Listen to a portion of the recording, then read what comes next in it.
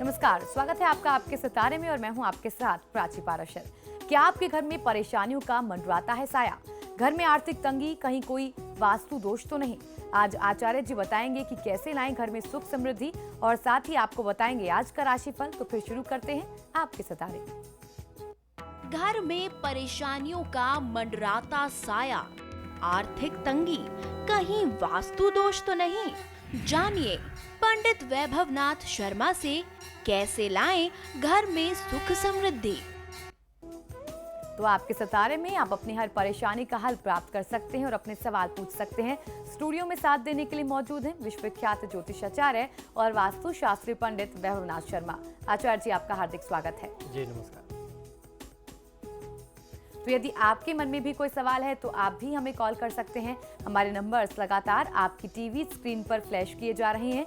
आप हमें हमारे टोल फ्री नंबर पर भी कॉल कर सकते हैं। आप हमसे सीधी बात कर सकते हैं। हमारा टोल फ्री नंबर है 1800-102-6303। आप इस नंबर पर मुफ्त में कॉल करें। इसके अलावा आप हमारे लैंडलाइन नंबर्स 0120-464-6332, 0120-464-6327 पर भी कॉल करके हमसे सीधी बात कर सकते हैं। तो चलिए सबसे पहले आचार्य जी से जान लेते हैं आज का पंचांग। जी बिल्कुल, आज का पंचांग इस प्रकार है। विक्रम संवत 2072 और मास चल रहा है आषाढ़ का। आषाढ़ मास के शुक्ल पक्ष की आज सप्तमी तिथि है, गुरुवार का दिन है, नक्षत्र है हस्त, योग है सिद्ध और करण है गर्भ। और चलिए अब जान लेते हैं 12 राशियों का हाल। आज का दिन उनका कैसा रहने वाला है और सबसे पहले बात करेंगे मेष राशि की। मेष राशि वाले जातक लोगों को आज की दिनचर्या में किसी भी व्यक्ति पर बहुत आसानी के साथ विश्वास नहीं करना चाहिए। हो सकता है आप जिस व्यक्ति को बहुत अपना समझ करके बहुत विश्वास पात्र बनाना चाहते हैं, वह व्यक्ति आपके भरोसे को, विश्वास को तोड़ दे। तो आज किसी पर बहुत ज़्यादा विश्वास ना करें। आज के दिन को शुभ बनाने के लिए ओम माईने नमः मंत्र का 108 बार जाप कर लेना आपके लिए सर्वोत्तम होगा। आज की दिनचर्या में अपने क्रोध पर नियंत्रण रखना भी आपके लिए बहुत आवश्यक है। और चलिए अब जान लेते हैं वृषभ राशि वाले आज क्या उपाय करें।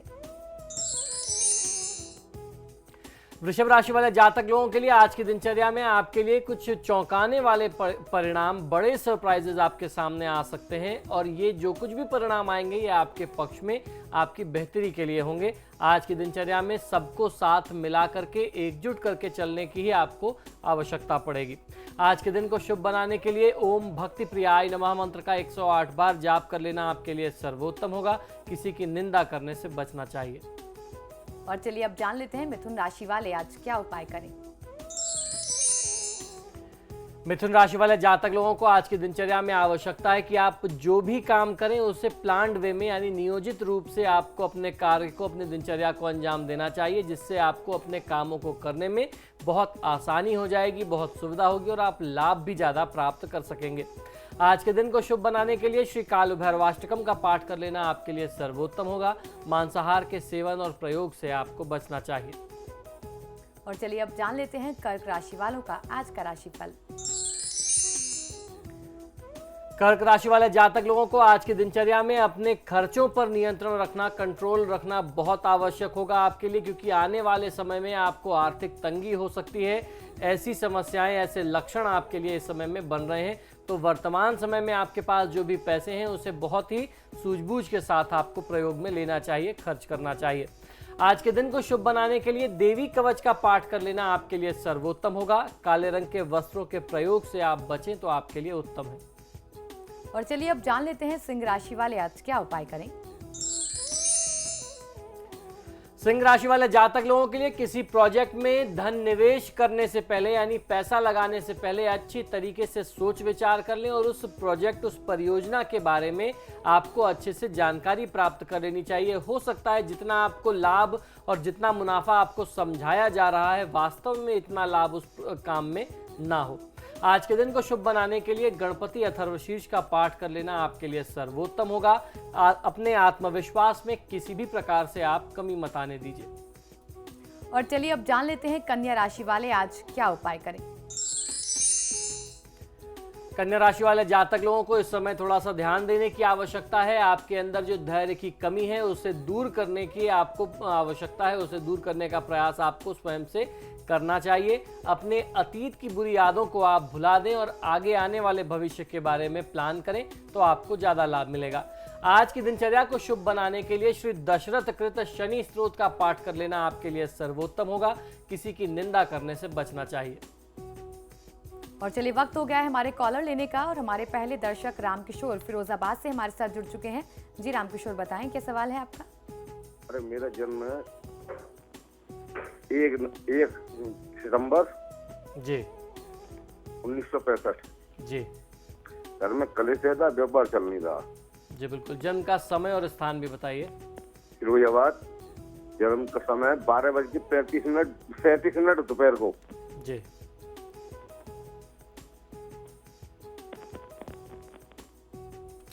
देखिए, वर्तमान समय के हिसाब से आपकी जन्मपत्रिका में शुक्र की महादशा अभी आरंभ ही हुई है और शुक्र आपके लिए जो है ये प्रबल मार्केश बन रहा है। ये कह सकते हैं कि 8 जुलाई से आपके लिए ये समय, ये काल आरंभ हुआ है और इसके पहले की भी जो परिस्थितियां रही हैं आपके लिए वो बहुत अच्छी, बहुत सहयोग करने वाली दशा आपके लिए केतु की नहीं रही है।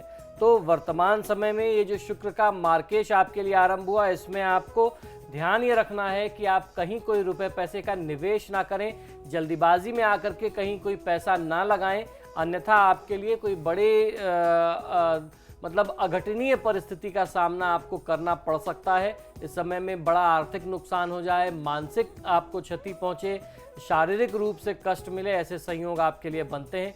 तो सबसे पहला काम आपको ये करना है कि शुक्र के वैदिक मंत्रों का जाप करा करके शांति कराएं और नियमित रूप से भगवान विष्णु और माँ लक्ष्मी की पूजा आराधना करें।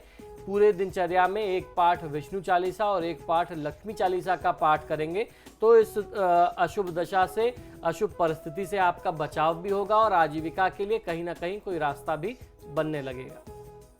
और राजविंदर अगली दर्शक हमारे साथ जुड़ गई हैं। जी राजविंदर, बताएं क्या सवाल है आपका। नमस्कार गुरुजी। जी नमस्कार, बताइए।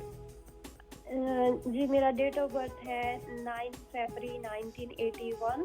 जी 7:30 PM मंडे। जी और जन्म स्थान है फतेहाबाद हरियाणा। और मैं गुरुजी ऑस्ट्रेलिया में रह रही हूँ 6-7 ईयर से और परमानेंट रेजिडेंसी के लिए बहुत ट्राई कर रही हूँ, लेकिन कुछ ना कुछ ऐसा हैपन हो जाता है कि मेरे नहीं बन पाता केस। और भी बहुत हेल्थ वाइज भी बहुत प्रॉब्लम है, फाइनेंशियली बहुत प्रॉब्लम है, कुछ समझ नहीं आ रहा क्या जी करें। बिल्कुल, बड़ा संयोग की बात है कि हमारा क्षेत्रीय चैनल है, क्षेत्रीय कार्यक्रम है और फ़ोन ऑस्ट्रेलिया से आ रहे हैं। ये हमारे कार्यक्रम की लोकप्रियता ही कही जाएगी। राजविंदर जी, आपकी जन्मपत्रिका के अनुसार सूर्य की महादशा में शुक्र की अंतर्दशा चल रही है। सूर्य जो है आपकी कुंडली में लग्न भाव का स्वामी होकर के अष्टम भाव में बैठा हुआ है, केतु के साथ पीड़ित है। तो इसके लिए आपको प्रामाणिकता के साथ उपाय और निदान करने पड़ेंगे। सूर्य और शुक्र जिनकी अंतर्दशा चल रही है आपकी कुंडली के में इस समय में, ये जो है केतु के साथ पीड़ित है, छठे स्थान में, ये बहुत अच्छा योग नहीं है। तो सबसे पहला काम आपको ये करना चाहिए कि राहु केतु सूर्य और शुक्र का आप प्रामाणिक तौर पर उपाय कराएं, आपको लाभ मिलने लगेगा। और सुनीता अलवर से अगली दर्शक हमारे साथ जुड़ गई हैं। जी सुनीता, बताएं क्या सवाल है आपका।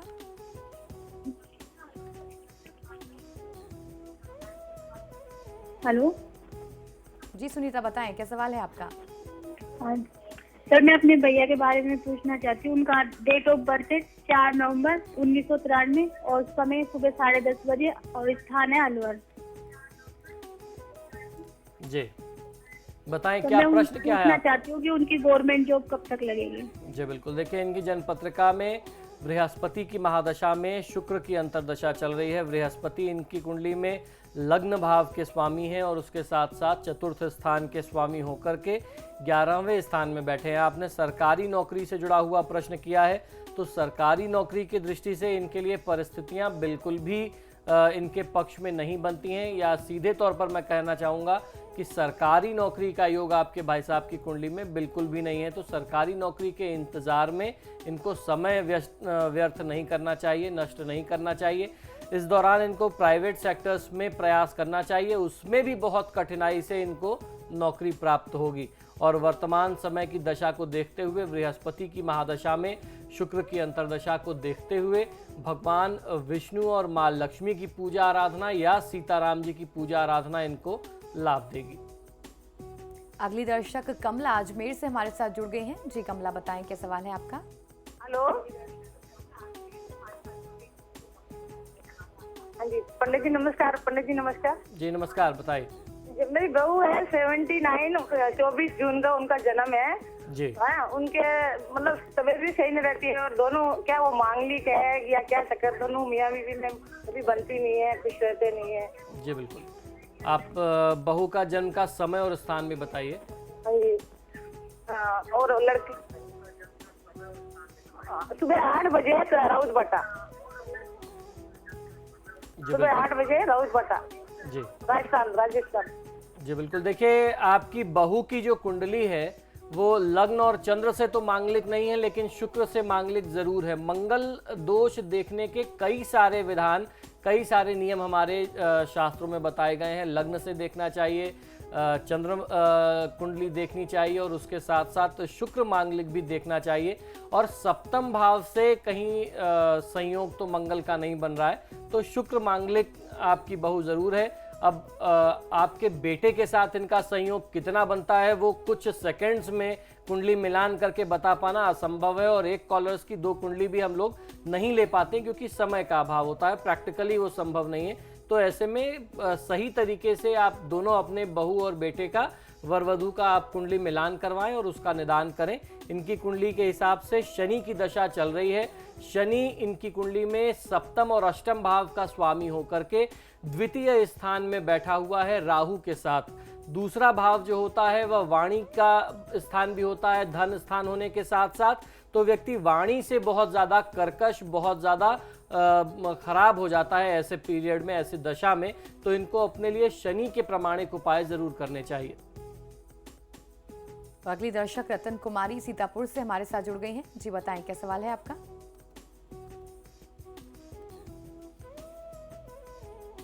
जी रतन कुमारी, बताएं क्या सवाल है आपका।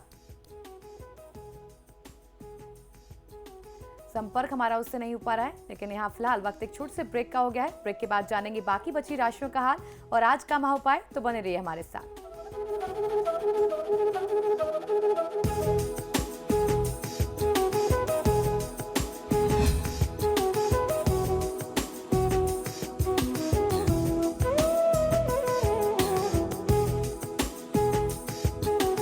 ब्रेक के बाद स्वागत है आपका। चलिए रुक कर लेते हैं बाकी बची राशियों का और जान लेते हैं तुला राशि का हाल। तुला राशि वाले जातक लोगों को आज की दिनचर्या में अपने काम को संगठित करके पूर्ण करने की आवश्यकता है, क्योंकि आपका काम बहुत अव्यवस्थित, बहुत बिखरा हुआ है। इससे आपको अपने कामों को पूरे करने में बहुत ज़्यादा असुविधा होगी। तो इस समय में आपको अपने काम को ऑर्गेनाइज करने पर ध्यान देना चाहिए। और कोई व्यक्ति अगर आपके पास सहायता मांगने आता है तो उसको आप मना मत करें। यथासंभव, यथा सामर्थ्य आपको उसकी सहायता अवश्य करनी चाहिए। आज के दिन को शुभ बनाने के लिए श्री वाल्मीकि जी द्वारा रचित भगवान गणेश के स्तवन का आप पाठ करते हैं तो आपको लाभ मिलेगा। किसी भी प्रकार के वाद विवाद और लड़ाई झगड़े में आप स्वयं को ना उलझाएं। और चलिए अब जान लेते हैं वृश्चिक राशि वाले जातक आज क्या उपाय करें। वृश्चिक राशि वाले जातक लोगों को आज की दिनचर्या में आपके ज्ञान से आज सब प्रभावित हो सकते हैं, इसलिए जितना हो सके आपको अपने ज्ञान, अपनी जानकारी, अपने विचार, अपने आइडियाज़ लोगों के साथ बांटने चाहिए, शेयर करने चाहिए। आज की दिनचर्या को शुभ बनाने के लिए चंडी कवच का पाठ कर लेना आपके लिए सर्वोत्तम होगा। अपने परिवार में, कुटुंब में, भाई बंधु के साथ किसी भी प्रकार का वाद विवाद, लड़ाई झगड़ा इस समय आप ना करें। और अब जान लेते हैं धनु राशि वाले आज के दिन को शुभ बनाने के लिए क्या उपाय करें। धनु राशि वाले जातक लोगों के लिए आज की दिनचर्या में कोई बहुत अच्छी जॉब की ऑफर आपको प्राप्त हो सकती है, लेकिन इससे आप थोड़ा सा भ्रमित, कंफ्यूज भी हो सकते हैं। आप ये निर्णय नहीं कर पाएंगे कि आपको ये जॉब स्वीकार करना है, ये प्रस्ताव को स्वीकार करना है या अपने पुराने जॉब को ही कंटिन्यू करना है। तो ऐसे में किसी योग्य और अनुभवी व्यक्ति से आपको सलाह मशवरा अवश्य कर लेना चाहिए। आज की दिनचर्या को शुभ बनाने के लिए श्री कृष्ण सहस्रनाम स्तोत्रम का पाठ कर लेना आपके लिए सर्वोत्तम होगा। वाहन का प्रयोग जब आप करते हैं तो बहुत सावधानी के साथ करें, तेज गति में वाहन ना चलाएं आप, क्योंकि आज की दिनचर्या में आपके लिए दुर्घटना की स्थिति भी बनती है। और चलिए अब जान लेते हैं मकर राशि वाले जातकों के सितारे आज क्या कह रहे हैं। मकर राशि वाले जातक लोगों के लिए आज की दिनचर्या में आवश्यकता है कि आप आत्मसंयम बना करके रखें, वरना बनता हुआ काम भी बिगड़ सकता है और आपको अपने व्यवहार और अपनी वाणी पर बहुत ज्यादा नियंत्रण की आज आवश्यकता पड़ेगी। आज की दिनचर्या को शुभ बनाने के लिए श्री गोपाल सहस्रनाम स्तोत्रम का पाठ कर लेना आपके लिए सर्वोत्तम होगा। ऐसा कोई भी व्यवहार ना करें जिससे बड़े बुजुर्गों के दिल को, उनकी भावना को ठेस पहुंचे। और चलिए अब जान लेते हैं कुंभ राशि वालों का आज का राशिफल। कुंभ राशि वाले जातक लोगों के लिए हर प्रकार के लाभ के मामले बाधित होकर के आज आपको प्राप्त होने वाले हैं। आपके प्रति आपके जो उच्चाधिकारी हैं उनकी भूमिका भी संदेहपूर्ण निरंतर बनी हुई है। आज की दिनचर्या को शुभ बनाने के लिए श्री कृष्ण सहस्रनाम स्तोत्रम का पाठ कर लेना आपके लिए भी सर्वोत्तम होगा। अपनी वाणी और अपने व्यवहार पर आप नियंत्रण किसी भी स्थिति में ना खोएं, इस बात का आपको ध्यान रखना चाहिए। और चलिए अब जान लेते हैं मीन राशि वाले आज अपने दिन को शुभ बनाने के लिए क्या करें और क्या ना करें। मीन राशि वाले जातक लोग, यदि आप कोई नया कार्य आरंभ करना चाहते थे तो आज का दिन, आज की परिस्थिति आपके लिए बहुत अच्छी बन सकती है। किसी भी नए कार्य को आरंभ करने के लिए आपको अच्छा लाभ मिल सकता है। आज की दिनचर्या में कार्यक्षेत्र के लिए कोई एक नया साथी, नया बिजनेस पार्टनर भी आप चुन सकते हैं। आज के दिन को शुभ बनाने के लिए श्री संतान गोपाल स्तोत्र का पाठ कर लेना आपके लिए सर्वोत्तम होगा। अपने कार्यक्षेत्र में पार्टनर से किसी भी प्रकार का वाद विवाद, लड़ाई झगड़ा इस दौरान आप मत बढ़ाइए। और चलिए अब जान लेते हैं कि आज का महा उपाय क्या है। जी बिल्कुल, आज का महा उपाय बहुत ही विशेष है। आज हम आपको ये बताने जा रहे हैं कि क्या आपके जीवन में जो भी आर्थिक तंगी चल रही है, यानी फाइनेंशियल प्रॉब्लम, जो भी क्राइसिस चल रही है, कहीं उसका कारण आपके घर का वास्तु दोष तो नहीं है। और खासतौर पर आपका पलंग हमेशा साफ सुथरा होना चाहिए। उसके पीछे भी वास्तु के बहुत सारे सिद्धांत और नियम काम करते हैं। आजकल समय के अभाव में होने क्या लगा है कि हम लोग बॉक्स बेड यूज करने लगे। कभी वास्तु में इस चीज का प्रावधान नहीं था। ये हमने अपनी सहूलियत के लिए, अपनी सुविधा के लिए ये चीजें निर्माण की हैं और जो हमारे लिए ही अब हमारे जीवन में कष्ट का बहुत बड़ा कारण बनती हैं और हम उस बात को समझ नहीं पाते।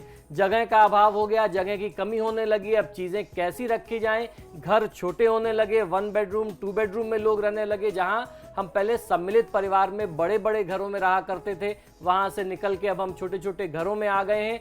ऐसे में जगह के तालमेल को बैठाने के लिए, जगह की कमी को दूर करने के लिए, उस अभाव को दूर करने के लिए हम लोग करते क्या है कि बॉक्स बेड ले आते हैं। जितनी भी फालतू चीज़ें होती हैं वो हम उस बॉक्स बेड में डाल देते हैं। तो क्या वो चीज़ें ठीक हैं वास्तुशास्त्र के नियम के अनुसार? क्या हमारा शास्त्र हमको इस बात की आज्ञा देता है? आज यही जानकारी मैं आपको देने वाला हूं। इससे संबंधित क्या क्या दोष आपके जीवन में आते हैं, ये बात जानना बहुत आवश्यक है। आजकल काफी लोगों के घरों में ये एक आम बात है कि बेड के अंदर फालतू और खराब सामान भर दिया जाता है। जो चीजें प्रयोग में ना हो वो बॉक्स बेड में डाल करके आप छोड़ दीजिए। वैसे तो ये एक सामान्य बात है, लेकिन धर्मशास्त्रों के अनुसार, खासतौर पर वास्तुशास्त्र के अनुसार, इसके कई सारे बुरे प्रभाव व्यक्ति को अपने जीवन में प्राप्त होते हैं। जो लोग अपने बेड के अंदर पुराने कपड़े, पुराने बिस्तर या प्रयोग में ना आने वाले बिस्तर, खासतौर पर गद्दे, रजाई आदि सामान रखते हैं, जिनका उपयोग आपको हाल फिलहाल में नहीं करना होता है, तो इसके कई सारे अशुभ प्रभाव आपको झेलने पड़ सकते हैं। इसकी वजह से बेड के अंदर इस प्रकार के सामान नहीं रखने चाहिए जिससे आपके अपने ऊर्जा जो है, आपके अपने कमरे की ऊर्जा प्रभावित हो। ऐसा माना जाता है कि फालतू का सामान बेड में रखने से जो व्यक्ति उस पर शयन करता है, यानी सोता है, उसे कई प्रकार की बीमारियों के होने का खतरा निरंतर बना रहता है। सबसे पहली बीमारी ये होती है कि उस व्यक्ति को सही तरीके से नींद नहीं आती। जो एक अच्छी नींद होनी चाहिए, चैन भरी नींद होनी चाहिए, स्वास्थ्यवर्धक नींद होनी चाहिए, वो नहीं हो पाती। और नींद किसी भी बीमारी के लिए, मनुष्य के लिए सबसे बड़ा कारण है। अगर आपको रिलैक्सिंग नींद नहीं मिल रही है, आप 2 से 4 घंटे ही सो पाते हैं, कुछ घंटे के लिए सो पाते हैं, अगर 6 से 8 घंटे की आपकी नींद नहीं हो रही है तो 6-8 महीने के अंदर ही आप गंभीर बीमारी और गंभीर रोग से ग्रसित हो सकते हैं। यदि कोई व्यक्ति बीमार है और अगर बीमार व्यक्ति को आप ऐसे बेड पर सुलाते हैं जिसके अंदर सामान भरा हुआ है, तो उसके जल्दी स्वास्थ्य होने की जो आप कामना करते हैं, उस व्यक्ति को स्वास्थ्य लाभ में बहुत सारी मुश्किलों का सामना करना पड़ेगा। उसकी स्थिति, उसकी हालत वहां से और ज्यादा बिगड़ सकती है, बजाय इसके कि वह जल्दी स्वस्थ हो जाए। इसके अलावा ऐसे लोगों को धन संबंधी परेशानियों का भी बहुत ज्यादा सामना अपने जीवन में करना पड़ता है। वास्तुशास्त्र के अनुसार भी ऐसी स्थिति परेशानियों को उत्पन्न करने वाली होती है। बेड के अंदर यानी बिस्तर के अंदर फालतू और अनुपयोगी सामान भरने से पूरे घर में नकारात्मक ऊर्जा बहुत अधिक सक्रिय हो जाती है और सकारात्मक ऊर्जा का प्रभाव धीरे धीरे कम होता जाता है। और खासतौर पर उस कमरे में, जिस कमरे में ये बेड रखा गया है और जिस पर उस बेड पर जो लोग सोते हैं, उनके जीवन को अगर आप देखेंगे, उस कमरे में रहने वाले लोगों को देखेंगे और उस बेड को यूज करने वाले लोगों को आप देखेंगे, तो उनके जीवन में निरंतर बहुत बड़ी बड़ी समस्याएं चल रही होंगी। यदि आपने भी अपने बेड के अंदर अनुपयोगी सामान भर रखा है, तो आपको प्रयास ये करना चाहिए कि आप उसे तत्काल हटा दें। जो चीज़ें प्रयोग में नहीं आने वाली हैं, खराब मशीनें हैं या कोई भी ऐसी चीज़ें हैं जो आपने कभी सोचा कि हम कभी इस्तेमाल करेंगे और उसके इस्तेमाल की आवश्यकता नहीं पड़ती, तो उन चीज़ों को आपको हटा देना चाहिए। कम से कम अपने बेड से हटा करके किसी और जगह आप स्टोर में रख दें। घर से अगर आप नहीं हटा सकते, तो अगर चीज़ें आपके प्रयोग की हैं तो बेड से आप जरूर हटा दीजिए।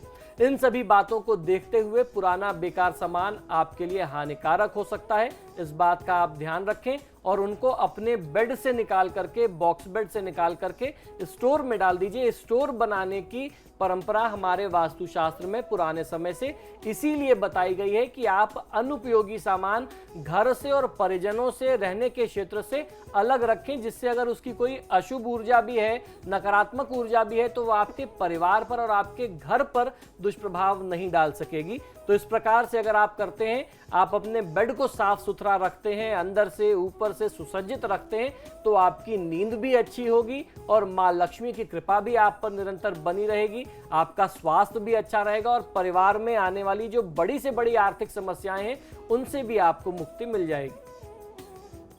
तो आज के महाउपाय में हमने जाना कि अपने बेड को साफ नहीं रखने से क्या परेशानियों का सामना हमें करना पड़ सकता है। बहुत बहुत शुक्रिया आचार्य जी। जी धन्यवाद। फिलहाल आपके सितारे में इतना ही। देखते रहिए समाचार प्लस।